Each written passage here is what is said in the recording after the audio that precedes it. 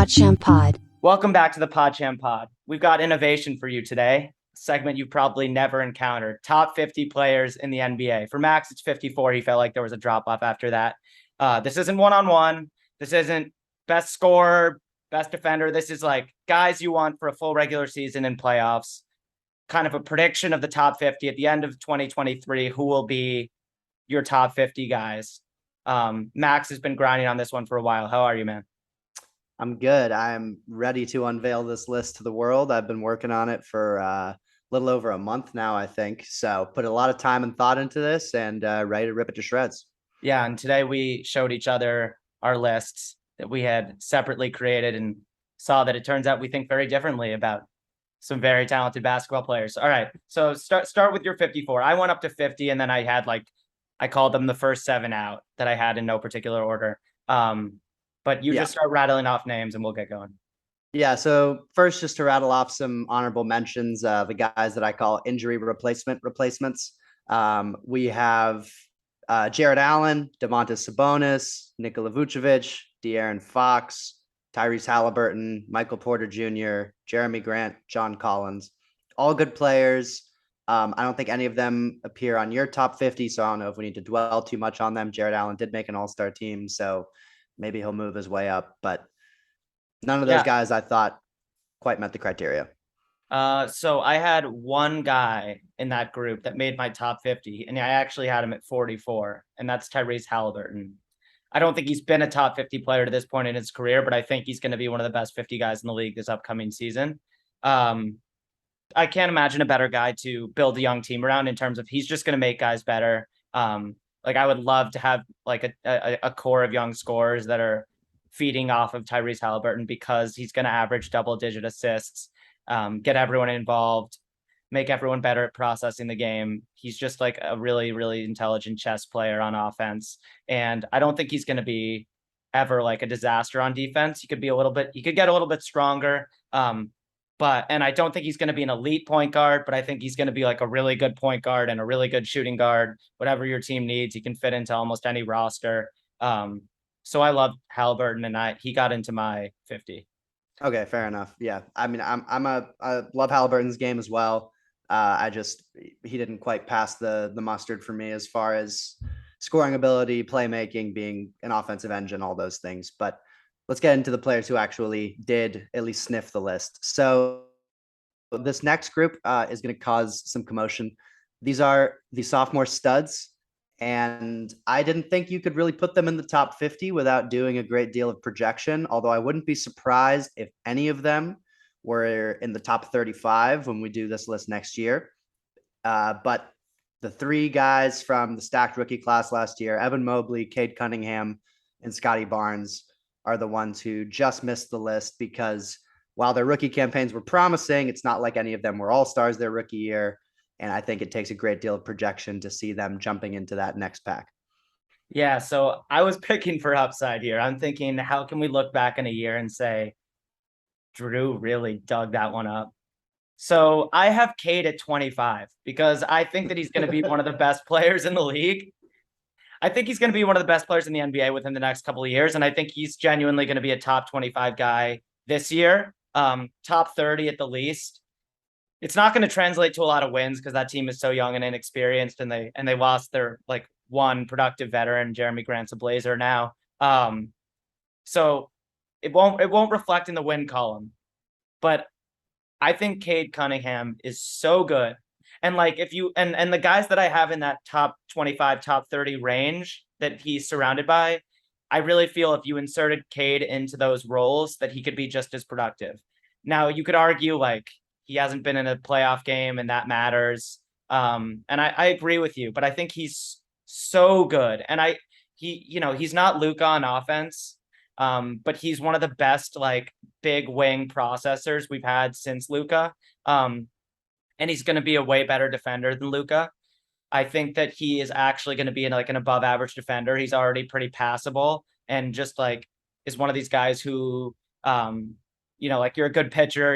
If you're a good catcher, you know how to pitch. Like he's so smart on offense. He processes the game at such a high level that he knows where to be on defense. He's in the right spots. He's pretty long. He's big, so he can guard multiple positions.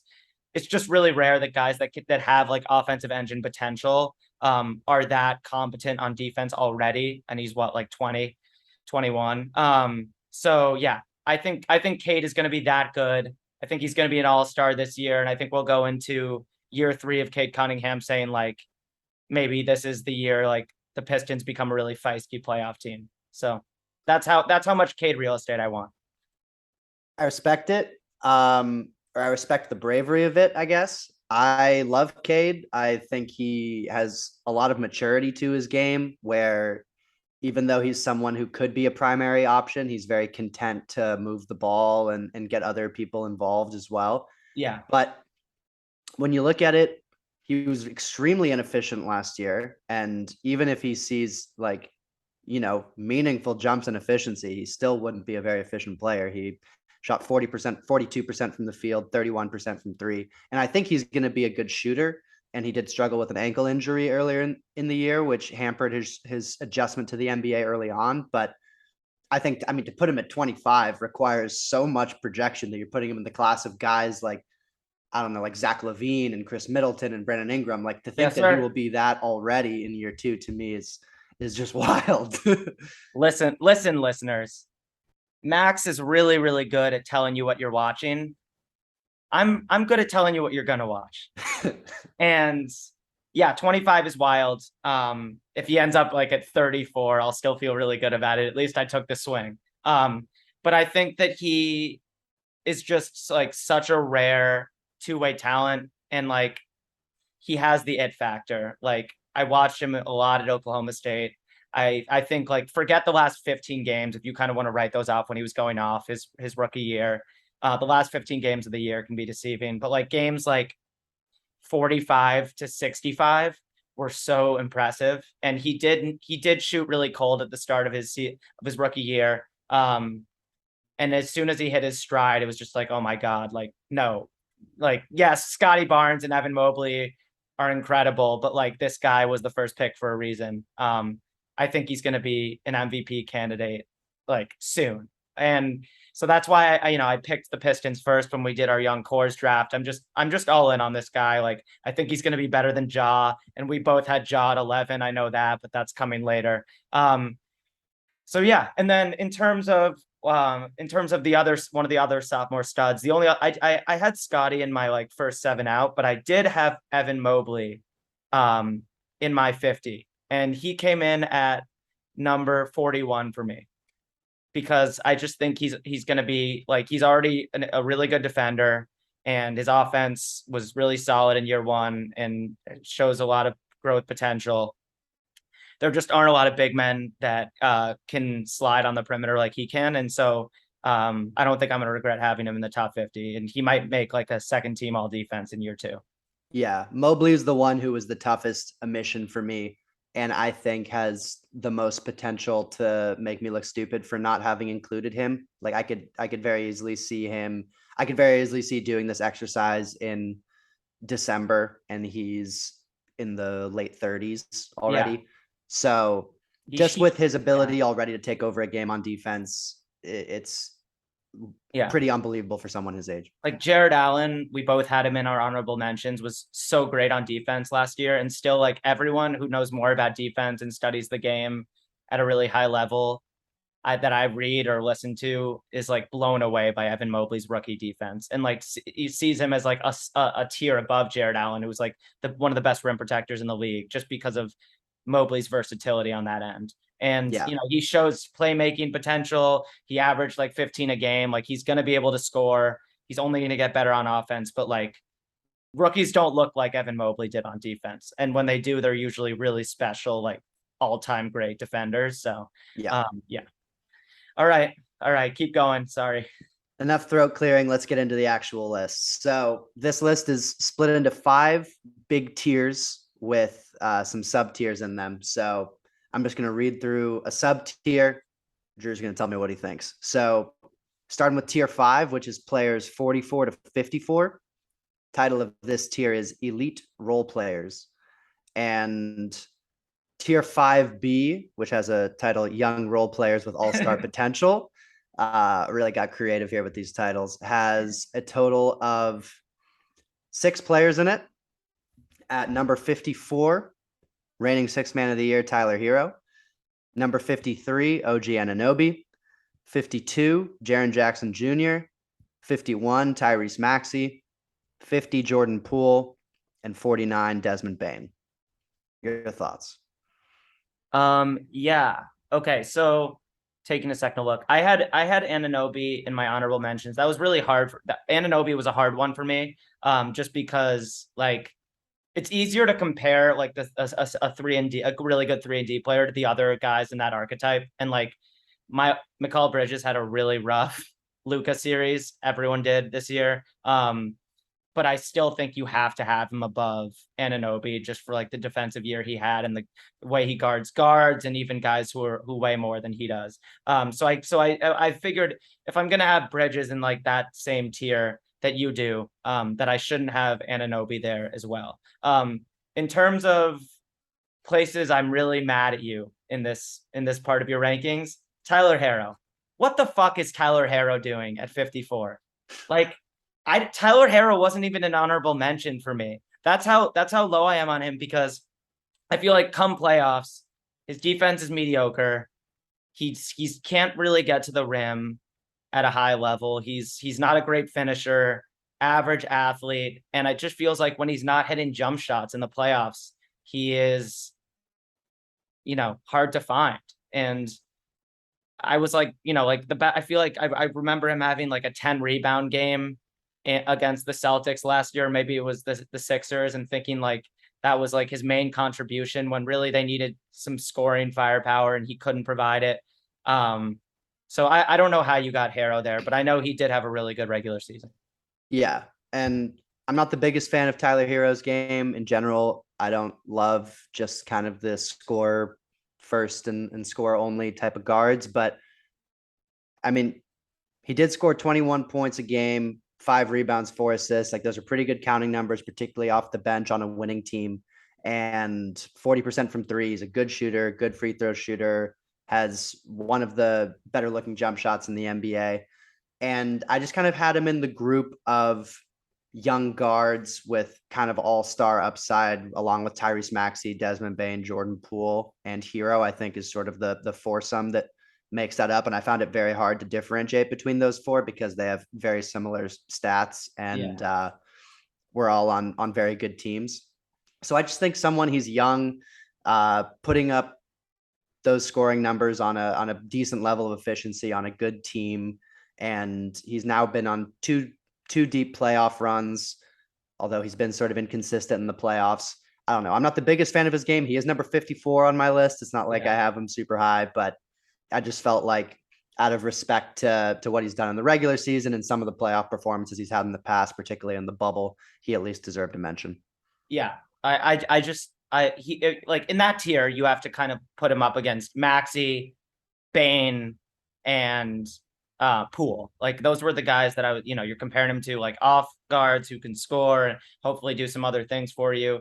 And like Poole has more off the dribble. Poole has more off the dribble. Bane gives you more on defense, and I just like trust his strength a little bit more on both ends. And then Maxey is just like electric with the ball in his hands in a way that Harrow just isn't. And I don't see him as being on the same plane as those two guards. So that's why I wouldn't have had him there. But not crazy. It's definitely a group of four I found hard to rank. I messaged probably 6 or 7 people asking how they would rank those 4 guys, and I got 6 or 7 different orders with I think all 4 of them. Someone put all 4 of them at number 1. Like, okay, the guy who put Harrow first, though, you should probably cut him off. Maybe, but yeah, I agree. I had Bane first because I expected his scoring numbers to be lower than the other 3, especially in the playoffs. But actually, even in the playoffs, it was relatively on par. They were all sort of in the 16 to 18 points a game. And he was injured. But he still shot really well from 3. He was still over 40% from 3 in the playoffs, still over 15 points a game. And he's just like a bowling ball in transition. Yeah. He puts pressure on the rim. He just like bruises you. He wears you out in a way that Harrow just isn't capable physically.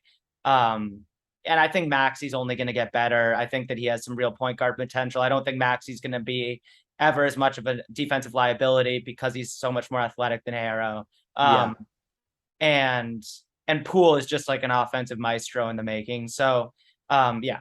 But Yeah. and then the only other guy that I had in my honorable mentions that you put in 44 is Ben Simmons, because Ben Simmons, you will not sniff my top 50 until you play basketball again. All right. Well, let's wait for tier 5A before we talk about Ben And Simmons. like, But how can you have a guy in the top 50 who genuinely might like just have to sit in the playoffs because he doesn't he just doesn't work. You have another non-shooter that you have to play, and he just can't fit in offensively. sounds like I should move on to tier 5A. All right, go. So tier 5A, the top of the elite role players, what I call luxury number fours, are Ben Simmons, Andrew Wiggins. Sorry, actually, I'll go reverse order. So DeAndre Ayton at 48, Marcus Smart at 47, Mikal Bridges at 46, Wiggins at 45, Simmons at 44. So all those guys, I think, if they're the fourth best player on your team, you're a very good team. And I don't think any of them, or all of them, I would say, are best suited as role players where they can try to defend the best guy on the other team. They would have different roles. You know, Bridges and Wiggins are more shooters. Aiden's an interior scorer. Simmons is kind of a push and transition, facilitate kind of guy. But all of them are best suited as, and Smart obviously is just defense and facilitating too. But all of them are really good on defense. And, you know, if they're playing, Simmons a little bit outside of this category, but if they're playing up to their defensive potential, can really kind of anchor your team on a deep playoff run. Yeah, I don't know how we got here, but we did. Like, Ben Simmons has the highest ceiling by far of any of these guys. And like, when things have been right with Ben Simmons, like, he's easily at the he's not in this tier. He's somewhere way higher on your list. But like, I've my patience has run out for Ben Simmons. I don't have him in my top 50. He's got to play his way back there. He hasn't shown a willingness to be a center, which is the only way I can imagine him being a top 50 player right now. And so, yeah, I don't want to overreact to Wiggins being the second or third best player in a finals, but like, I certainly trust Andrew Wiggins more going into next season. And like, this is a part of the rankings where you're not looking for ones. Like you said, these are luxury fours, yeah, depending on the team. And like, Bridges didn't have the playoffs he was hoping for, but like, still awesome season. Like, I think he's going to improve on offense. Marcus Smart, you know what you're getting. Like that, Wiggins, Bridges, and Smart have established themselves now. Even Wiggins, as like, you know what you're getting, guys. And Simmons is the opposite of that. So it's just really hard for me to consider him in the same breath as those dudes. Yeah, that's fair. But be that as it may, he is someone who's made all-star, all NBA before. He's dynamic in transition. He can put up, you know, 16, 10, and 10 relatively in his sleep. And if I was starting a team from scratch, I would certainly want to start with him over one of those other guys. If you already have a set environment, he's certainly a very hard player to fit into whatever system you have going. Like you really have to tailor the system around his limitations. But I don't know, maybe it's a little bit of me that's like, you know, from the Sixers process days, an apologist and wanting it to work out. And I'm way lower on Simmons now than I was previously. Obviously, I was kind of one of the last holdouts on Simmons Island, probably.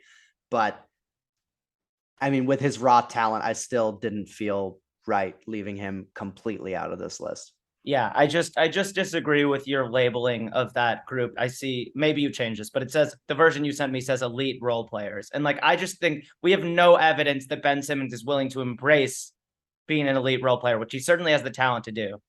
Wiggins, Bridges, and Smart have all been elite role players already at some point in their career. And like, we're enough years into the Ben Simmons project now that like, kind of seems like he's either going to be like uber talented guy with the ball who can't play in the playoffs, or he's going to be on the bench. And so it's the inability to imagine him somewhere in the middle there that kept him off my list. Fair. I mean, but at the same time, if he just bought into short rolling, passing to shooters, no one passes to 3-point shooters like he does statistically. Oh no, I get it. I like the upside dragged him up into your list, and that makes sense to me. And there's a guy who was, second in defensive player of the year a couple of years ago, and he had a pretty good case for winning, I thought, Yeah. in the year that led up to the epic meltdown against the Hawks. Did he leave the group chat? Was that debunked? Apparently debunked. We're back for a fresh 40 minutes of Zoomage. Did we cover that 44 to 48 tier? We did. Yeah. I guess the one thing that's interesting, probably going into last year's playoffs, I don't think Mikal Bridges versus Andrew Wiggins debate, you probably 80% of the public would have picked Mikal Bridges, but yeah, I mean, in that playoff run, just seeing it, maybe it's unfair, but how Luka just abused Bridges and the entire Phoenix team versus how Wiggins was really able to hold his own, both against Luka and then against Tatum in the finals. It's really one of the, I mean, that's one of the better defensive 1-2 series that you're going to have as far as, I mean, he didn't make Luka struggle that much. Luka still balled out in that series, but he made him work. And then he did make Tatum struggle. So when I see you gaming with confidence in the finals, like it changes things. It's just the way it works. Like that's the NBA. And Fred VanVleet, for instance, a guy we're going to talk about at some point soon, like had a really ugly round one this year against the Sixers. And I'm like a Fred VanVleet stan. Like I can't have him as high as I would have had him after this year, but like just seeing the guy he was only a couple of years ago in the finals, like that sticks with me and that props him up on my list. And so that's why for Wiggins now, like he just has equity. And so I put him at 37. So I had him a little bit higher, but nothing crazy. Just like a guy that we know is now willing to buy into a role and play really, really valuable wing defense. Yeah. All right. Well, let's get into tier 4, which is a fairly small tier. It's only got 8 guys in it, but it's still split into 2 parts. And this tier is 36 to 43. Yeah. All-star upside. And starting with players 41, 42, and 43, who I call the permanent snubs. And that is at number 43, Jalen Brunson, who has not been a snub yet, but I feel like he's going to be a permanent snub. 42, CJ McCollum. 41, Klay Thompson. CJ McCollum, it seems like, is always right on the cusp of that all-star discussion, but not quite in there. Klay Thompson has made the all-star team, but there was that very funny bit last year where he missed the all 75 team and his teammates made him a 77 jersey. But those 3 guys, I think, if everything hits well, and if there's some like injury replacements and stuff, could make the all-star team. And we've seen them all perform well in the playoffs as well. Brunson this past year, and then McCollum and Klay, obviously, a number of times over their career. So do any of those seem egregious to you? I think LaMelo is too high. He hasn't decided to play defense yet, and we haven't seen that his particular offensive creation is conducive to winning. And so like the way that I'm completely bought in on Cade as a leader, offensive engine, will drive winning at some point soon. I just do not see that in LaMelo. And I think like he's starting to show some of the signs of immaturity that worried me pre-draft, even when he was like the most talented guy in his class. So I had LaMelo closer to 50. And then I also had Klay at 50 as sort of like out of respect for a Hall of Famer. Just because TBD, whether, he's going to make a physical recovery, we hope he will. And he's an amazing teammate. So obviously he was, shouting holy cannoli and celebrating with his team, but he didn't play the final series of like a top 40 guy for me. So I had him at 50, kind of just like would have felt ridiculous not having Klay anywhere on my list. But I don't have him quite up there. In terms of CJ and Brunson, we have them around the same spot. Super reliable offensive guards. Okay. Yeah. With Klay, I am predicting a somewhat of a bounce back season for Klay, not like a full on revenge tour, but I think having him getting close to that all-star status again, I think is reasonable. And even even with his struggles last year, he still put up 20 points a game in the regular season, slightly below his career efficiency. And in the playoffs, he was still at 19 points a game, still shot almost 40% from three. So I think those numbers are going to go up. He's going to, I think, get the off season to get his legs back.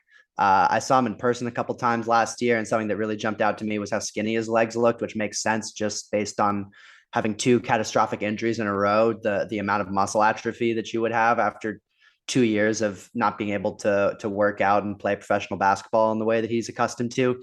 So I think that was also accentuated by the fact that like he put on weight in his upper body in a good way. Like he got stronger. The body type change for Klay was more noticeable between the lower body injuries and the upper body muscle building. yeah, but I think I'm comfortable having him in the high 40s because he's I just think with even as he is right now with the shooting and the size, he started to regain some of his defensive form as the playoffs and finals went on. And I just think he's in a very low pressure environment. Like, I mean, just being in an offensive ecosystem with Steph, especially when you're as good of a shooter as Klay is just he's just free to fire away and get into any kind of rhythm that he needs to get into. And yeah, I am projecting somewhat of a reversion to old form for Klay, though maybe not all the way because he was certainly more in the top 25 discussion before his injuries. But I think having him around 40 to me is fair. And Brunson, go Knicks, only Nick in the top 50 for me.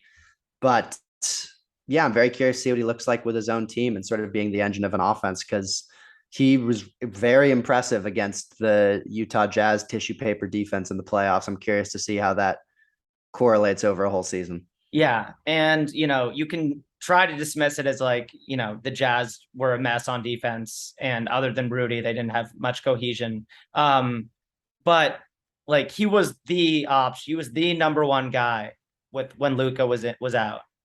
And just like the confidence with which he played, the way he initiated sets for them, the way he created shots for himself and finished in the paint over the best rim protector in the league.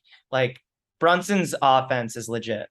And he even had that one game against the Warriors where he got 30 and just looked like the best offensive player on the floor with several Hall of Famers around him. So I'm excited for you to have Brunson. I did have one other Nick in my top 50 we didn't talk about, RJ. Had him like in the 45 to 50 range. And that's just because I think RJ is a really good two-way player who, like, in a better situation, could look like a real winning guy. And I think like his 3-point shots, competent. His defense is really solid and established now. He's a great rebounder. His passing gets a little better each year. And that's my favorite skill of his. And maybe someday he'll finish with his right hand, but he's still great at getting to the rim. So yeah, I had two Knicks in my top 50 if it makes you sleep any better. And I did realize that I added LaMelo to that tier, even though you had him in the next one. So why don't you just start with LaMelo when you get to the next sub tier, which you called fringe all-star point guards. Yes. And just on RJ, you won't get me to say anything bad about RJ, obviously. It would be really nice if he could shoot a higher percentage on twos because his mid-range shooting is leaves a lot to be desired, and his at-rim finishing, while he's very good at getting to the rim, is also not a super high percentage. In fact, I believe he might have been the worst high volume rim shooter in the NBA last year, which isn't great. But I love like RJ. He did create a ton of opportunities at the rim, which, like, obviously you want efficiency, but like getting your shot there is the first step. And yeah, RJ's stats look great from last year. Just don't look at the player efficiency rating because it's like way below a lot of guys in the same sort of points, rebounds, assists, counting stats tier that he's in. And he's still figuring out the efficiency at the rim, and he's got to cut some of those mid-range chucks out of his game. But again, the Tibbs offense isn't always setting him up for a great PER. Yeah, no, analytics nerds definitely hate RJ. But I the same way, I have no doubt he'll make top 50 lists in the future. But just with the player he is now, I mean, I have Jalen Brunson at 41. I can't imagine having RJ like in the same class as Jalen Brunson right now. Yeah. But anyways, moving on to the rest of tier 4A, fringe all-star point guards. At number 40, LaMelo Ball, 39, Shai Gilgeous-Alexander, 38, Fred VanVleet, 37, DeJounte Murray, 36, Darius Garland. Now All these right. are, This is where shit gets crazy for me. yeah, these So are five. start with LaMelo because I Okay. stepped on your toes there. Yeah. I mean, LaMelo, he's definitely the guy I'm lowest on out of this group, at least for this coming season. Long-term career-wise, he'd be towards the top in terms of guys that I'd want to pick. Just I think he has, you know, nascent passing ability that you don't see very often. Like as far as his vision, he's and his instincts, he's in the top 10 passers in the league, probably just in terms of his creativity and the things he can see. And he's a good shooter. He can get to the rim, although you'd like him to get to the rim a little bit more. And he has pretty horrible shot selection. And I'm definitely not sure that he's a winning player, but he is a fringe all-star guy. He was the one who I was the most uncertain about including where they did, but in general, and looking through the statistics and for this group, I found it pretty hard to differentiate or say that one was like significantly better than any of the others. So I had them all in their own little sub tier as guys who I could see making an all-star team next year if sort of things go right. But it's kind of a crop of like the 10th to 16th best point guards in the NBA, and you're not really sure which one's going to make that jump into like the top, 5 to 8. Although actually, I think you are pretty sure about which one you think is going to make that jump, and I know you're pretty sure it's not going to be LaMelo. But I'll just let you go. I think LaMelo's more likely to be like sort of a Rod Strickland-y player long term, where like players in the future reference LaMelo as like that guy, like incredible highlights. I modeled my game after him. He was so innovative on the offensive end, played with such freedom, and had such an insane level of skill and IQ. It's a great take. That he could never quite harness. Because I was listening to Marbury on Russillo's podcast the other day and he, like so many elite point guards, like reference Rod Strickland as someone they watched, someone they tried to emulate because of his crazy handle, the things he could do with the ball in his hands. And LaMelo is probably more that than he is like Penny Hardaway to me. So a little lower on him. But yeah, the guy that I am super high on in this tier is Darius Garland. And I haven't spent enough time studying his defense to know like is he going to be a complete problem on that end, or is he just going to get hunted in the playoffs? But one thing I'm sure of from watching a decent amount of Cavs basketball is that he's not Trae Young. Like he tries harder than Trae Young. He's closer to Kemba Walker than Trae Young, just in terms of like doing what he can to overcome his physical deficiencies. So and then offensively, like I just think Garland is a wizard. Like he's small, but like he has everything else other than the frame. I think he's going to be like a 26 and 8 guy this year. He's an unreal passer. The pick and roll with Allen and Mobley, like whichever guy he wants is right there for him. His shot is just like solid. Like it's just, he's a 3-point sniper. And his handle, like he can get anywhere he wants on the floor. And I feel like he's already really figured out how to take threes, layups, and get shots for his talented big men at the rim. I don't see him taking a lot of like head scratching shots like LaMelo, you said. Like that's the shot selection with young guys like LaMelo and Anthony Edwards can be really frustrating at times. You watch Garland and you could be convinced that he's a 27-year-old, the way he patrols the floor for them and gets his team the best shot every time down the floor. So yeah, I had Garland at 26, right after Cade. Jeez. Because I truly believe that Garland is a perennial all-star now. And I really hope he stays healthy. He could be the kind of guy who like needs to be at full health to be the great point guard he is, because he's not super bursty and he's small. So I'd be worried about like Garland at 32 because he's not like Chris Paul or Kyle Lowry on defense.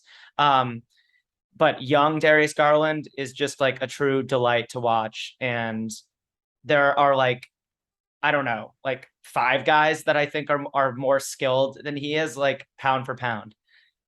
Yeah. I mean, he's definitely the one I'm the highest on out of this group. He's got the most sort of varied offensive game. He's probably the best scorer of the bunch, him or Shea, and then his facilitating is right up there with LaMelo, and perhaps even a little bit more functional than LaMelo's playmaking, even if LaMelo's kind of catches your eye a little bit more. And yeah, we've seen him captain a team to almost the playoffs, to the I think they were the 7 seed and they lost two Yeah. straight playing games. They were the 8 seed and they lost two straight playing games, but they were pretty screwed by injuries. And he was the engine of that offense. Like, it was Garland, and then you had Jared Allen, who's not going to create his own offense. Evan Mobley, not at the point yet of creating his own offense. Isaac Okoro, not at the point of doing anything on offense. We'll never reach that point. Karis LeVert, who I'm not the biggest fan of, but he can create some offense for himself, not necessarily for others. But Garland was the one who was kind of holding their offense together with, glue and scotch tape, and almost got them into the playoffs. So he's definitely the one I'm the highest of out of that group. Some of them are also have been on kind of lottery situations their whole careers. Like LaMelo has been on lottery teams. Shea, kind of the same deal. Van Vliet is one who's a little bit more of a known commodity. So I put him kind of middle top of that group at 38, just because we've seen him make an all-star team. We've seen him show out in the finals, even if his ceiling may be the lowest of that group. But you just know that he's a solid guy and a solid playoff performer. So yeah. Yeah. Like like LaMelo, you could definitely argue LaMelo is the most talented guy in this group, but like not everyone wants LaMelo in their locker room. Everyone wants Fred VanVleet in their locker room, and that counts for something because we're thinking about going deep in the playoffs. Yeah, and VanVleet, I think is going to have a bounce back year. And I don't think that he should be I don't think that he should be docked too hard for a rough series in which he probably should have done better against James Harden and Tyrese Maxey. He wasn't guarded by Thibault that much and still just really struggled on offense. I don't know if he was injured or what. But it's going to be a long offseason for VanVleet, and I bet he comes back stronger. I also had Shea at 30, so I'm also pretty high on Shea. I think he's another guy that you just need to imagine in a better situation.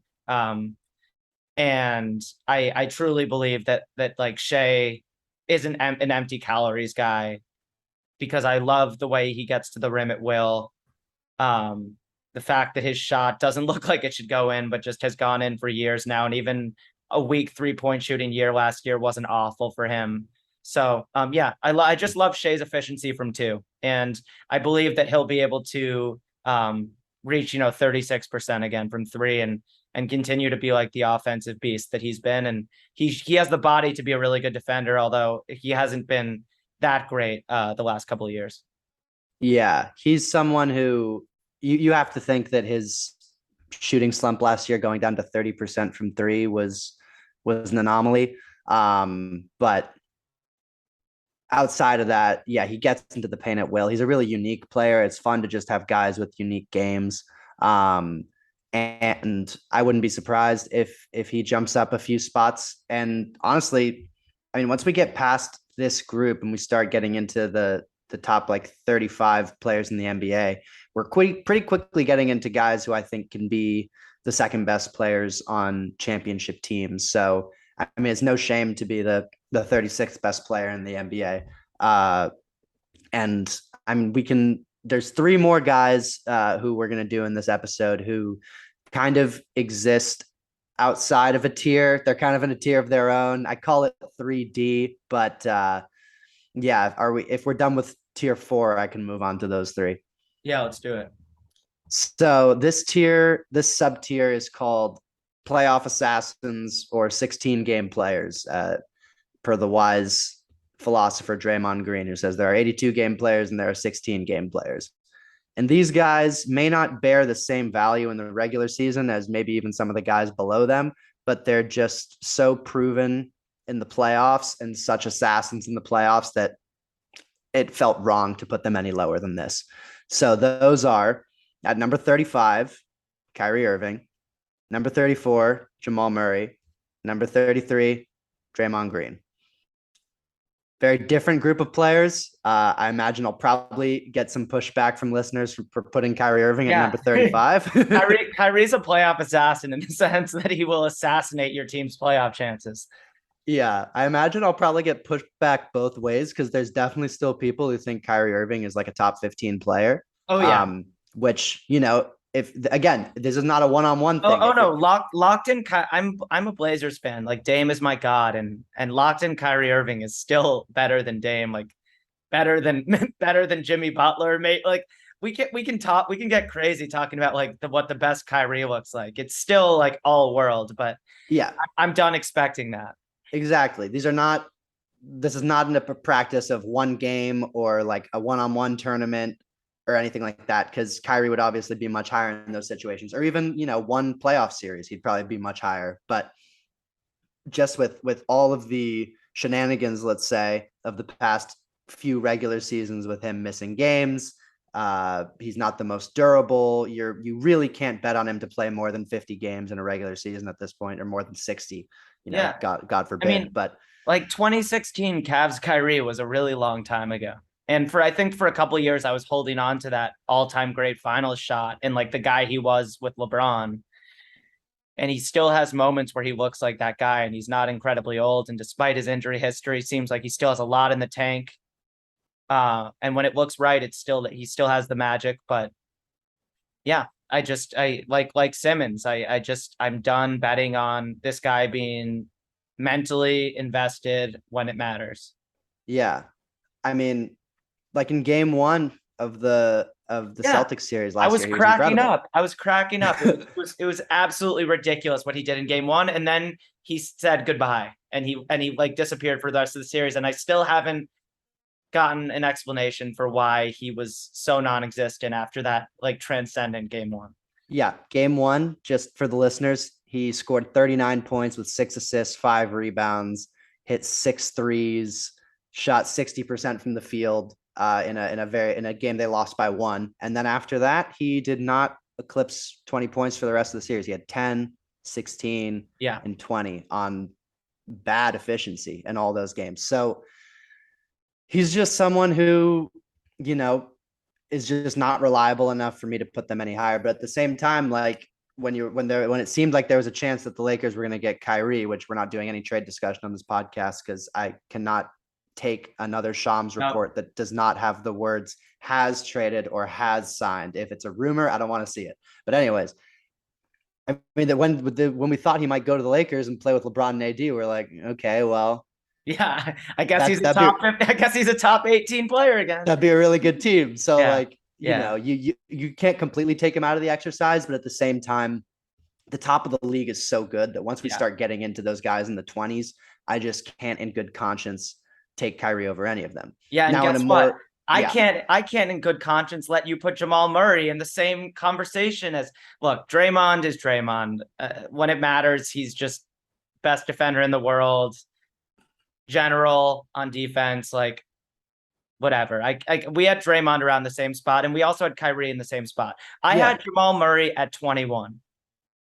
Okay, well, I thought I loved Jamal Murray. I have Jamal Murray at 21, and I mentioned this to you right before we started recording that one's a little bit of a cop out because like if it turns out Jamal Murray's knee isn't great or like he needs more time he needs another year of like getting back into things, then I'll just say that he wasn't physically ready. But like 100% Jamal Murray is one of the best playoff players in the world. I haven't seen him turn in a dud playoff series once. I've seen him do it against the Blazers. I've seen him do it against the Lakers. I've seen him do it against the Jazz. Like he kills you. He's not defensively a Trey or a Donovan. He's like defensively like passable. Yeah. And he's big. And like Garland, you can't speed him up. He's moving at his own pace. He gets to his spots and he can score from a lot of different places. And I want Jamal Murray as my second or third best player in a big time series because I know that he believes he's going to take and hit the big shots. I thought I loved Jamal Murray having him at 35 coming off an ACL for someone who's never made an all-star team in their career, but is such a dynamic playoff performer. I mean, just to remind the listeners of that 2020 bubble run, in 19 playoff games, a run to a mildly competitive Western Conference Finals, like it was an AD buzzer beater away from being a 6 or 7 game series. Um, he averaged 26 and a half points a game, 5 rebounds, 6.5 assists on 50% shooting overall, 45% from three, 90% from the line. So just absolutely blistering efficiency. He had that first round series against the Jazz where he and Donovan Mitchell were trading 50-point games. And then against the Clippers, he was a little up and down, but towards the end of the series, when the Nuggets made their comeback, really came on hot. And then kind of ran out of gas a little bit against the Lakers. But he's got, for someone who's never made an all-star team, he has some signature playoff performances under his belt. And I, for one, am extremely excited to see what the Nuggets look like this year. They're one of the teams I'm looking forward to watching the most this season. But it just, I don't know, it felt right to put him in the playoff assassin category because that's what he is. Yeah. And, he's not someone who is coming off an injury, but has the pedigree of having made an all NBA team or an all-star team before. So you have to imagine. But he does feel like that because he's been so good in the playoffs. Like I knew that he hadn't made an all-star team, but just hearing you say that, like, it's like a weird reminder because he's such an all-star in my mind. And I think that we've reached the point in the rankings now where, like, I want to be able to imagine you like taking over a conference finals game, like just one. You're not going to be the guy for a whole series, but like, and with Murray, we know he can drop 40 in a conference finals game, and like we wouldn't bat an eye. Absolutely. Draymond could defensively take over a conference finals game. And obviously Kyrie can take over any game if he feels like it. Yeah, he can take over anything. Any world. Yeah. Last note on Murray is he's kind of in that, when he gets hot, he's in that like Dame, Steph, Trey class of shooter where you're just terrified or wildly excited whenever he comes around a screen and he's open. And he's got the off the dribble shooting, he's got the step backs, the mid range, the 1-foot shots, everything. I mean, his shot's not as consistent. He tends to go through more peaks and valleys than those guys do. But I mean, when he's on his highs, he is every bit the flamethrower that those guys are. Yeah. So, and also 3 guys you've already mentioned today. I'm sure there are more, but 3 that come to mind: DeJounte Murray, OG Anunoby, and Zach LaVine, I guess, is getting mentioned soon. All 3 guys had ACL tears at key points in their early careers and like came back so quickly. Like the year they were back, they were fully back. And so like, that's why I just think like 2022 ACLs aren't the same anymore. And I was comfortable assuming that barring some unexpected setback, Jamal Murray is going to be himself fairly soon.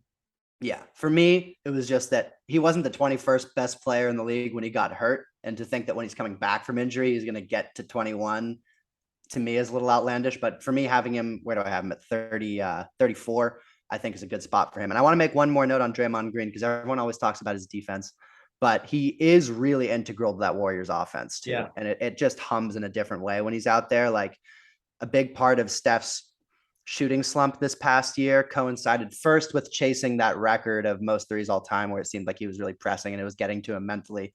And then second, when Draymond got hurt and he wasn't getting all of those like pitchbacks where he gets off the ball, pass it to Draymond, runs to the corner, and Draymond sort of like pivots and pitches it to him, and Steph gets an open corner 3, or all the plays where Draymond is sitting at the top of the key and the defense is like 15 feet off of him and he's just pointing at the Warriors players like where to run so he can get Steph an open look, or Clay, or see Wiggins cutting to the basket or something. So, I mean, we're not going to talk about his contract negotiations or whatever's going on there. I think they'd be pretty foolish to let him go, but he is also just uniquely valuable to that team. Like if I was another team, I wouldn't want to pay him $20 million. But if I'm the Warriors, he's so valuable to like the fabric of what they do on both ends of the court, although defense gets more acclaim.